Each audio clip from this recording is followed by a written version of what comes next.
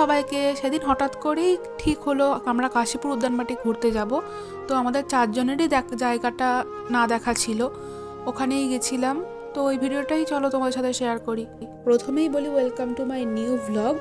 আমি কাশীপুর উদ্যানবাটি রিলেটেড সব ইনফরমেশান তোমাদের সাথে শেয়ার করবো এই ভিডিওটাতে। হাওড়া দিয়ে কিভাবে যাবে, মন্দিরের টাইমিং কি, বাদবাকি সব ইনফরমেশান আমি দিয়ে দেবো।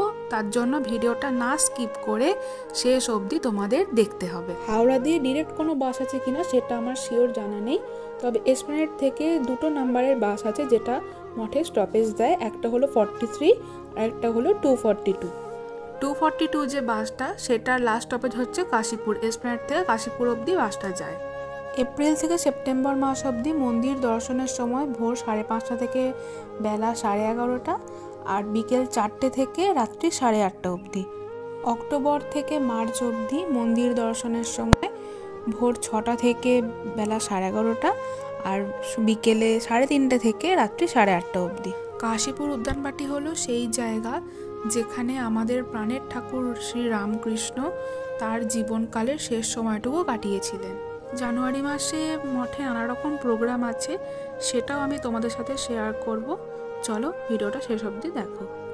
এই হচ্ছে মন্দিরের মেন গেট, আর বাঁ দিকেই ছোট থামটাতে মন্দির দর্শনের সময়টা লেখা আছে।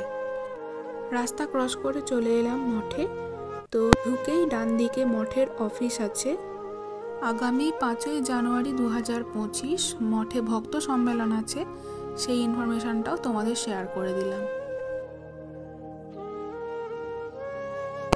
আরও কিছু প্রোগ্রাম আছে জানুয়ারি মাসে, সেই ইনফরমেশনটাও দিলাম। তোমরা ভিডিওটা স্লো করে পুরোটা ভালো করে দেখে নিও। মন্দিরে ঢুকেই দেখলে ডান হাতে অফিস রয়েছে, অফিসের পাশেই রয়েছে পানীয় জলের সুব্যবস্থা, আর মন্দির ঢুকেই বাঁ হাতে রয়েছে টয়লেট। আর এই হলো গাড়ি রাখার জায়গা। জায়গাটা অনেকটাই বড়। এখন মন্দিরের অনেক চত্বরেই প্যান্ডেল করে রাখা আছে, হয়তো জানুয়ারি মাসে অনেক প্রোগ্রাম আছে তাই জন্য হতে পারে। আর এই সেই বিখ্যাত আম গাছ যার তলায় দাঁড়িয়ে আমাদের ঠাকুর 1886 খ্রিস্টাব্দের 1 জানুয়ারি কল্পতরু হয়েছিলেন। তাই প্রতি বছরই 1 জানুয়ারি এই কাশীপুর উদ্যানবাটিতে কল্পতরু উৎসব পালিত হয়। মন্দিরের বিশাল এলাকা জুড়ে রয়েছে বড় ফুলের বাগান। তো আমরা যখন গেছিলাম তখন কাগজ ফুলটাই বেশিরভাগ দেখতে পেয়েছি, ডিসেম্বরের শুরুতে তো।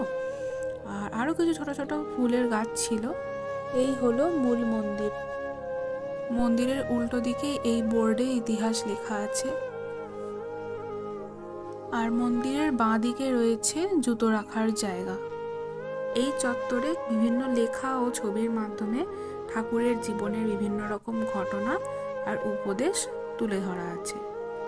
আর হয়তো এই মন্দিরে ভোগের কোনো ব্যবস্থা নেই।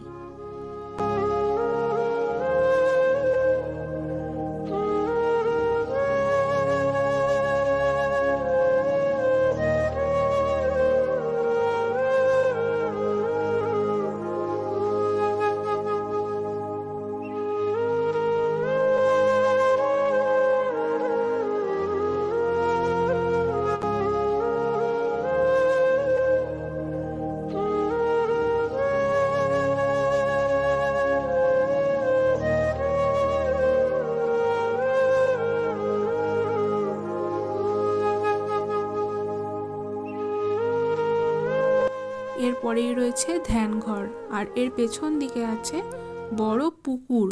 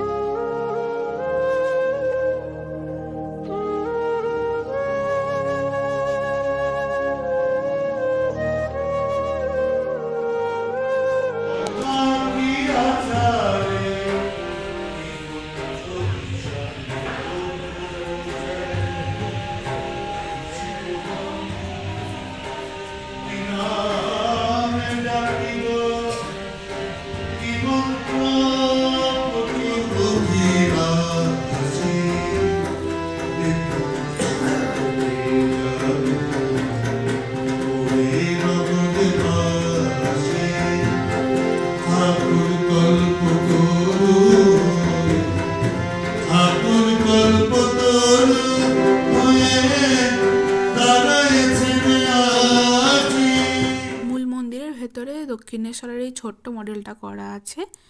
আর আজকের ভিডিও এই অবধি। যদি তোমাদের ভালো লেগে থাকে তাহলে অবশ্যই লাইক, কমেন্ট, শেয়ার, সাবস্ক্রাইব করো। দেখা হচ্ছে নেক্সট ভিডিওতে।